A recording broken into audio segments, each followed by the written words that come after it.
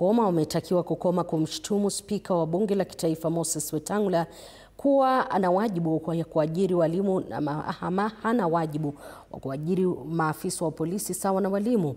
Haya ni kwa mujibu wa Joseph Masinde ambaye anasema kuwa baadhi ya wabunge wamekuwa wakimkosoa Wetangula kwa madai ya kufeli jamii ya Mulembe na kutotimiza makubaliano yaliyowekwa na vigogo wa muungano wa Kenya Kwanza.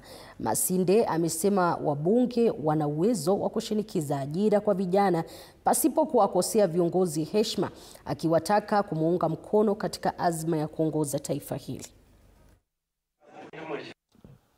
Wawe watu wale ambao wanaelewa, wawe wa polepole, waende polepole.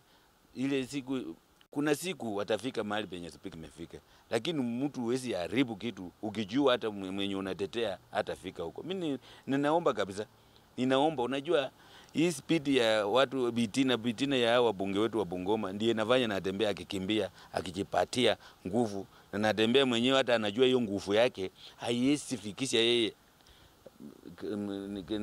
State House. 30% ya hii inji sisi tuko 45 na 45 lazima tukawane 2%. Hata ule mwingine ule mwenye alifutwa juzi David President akisema ati amepeana Western 20%. Hiyo ni mtoto. Sisi tunapambana, angalia sasa hii kama Panbebe wanaenda kupata pesa.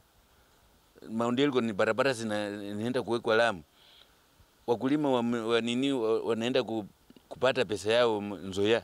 Hiyo si 30%, si maendeleo.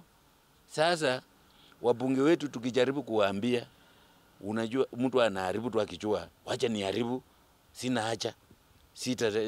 Sitafika kwa nafasi kama speaker ama sitafika nafasi ya president kwa sababu ni ndoto. Wewe ukiona Karazinga hiyo ni ndoto. Ukiona nani na Jaga ni ndoto.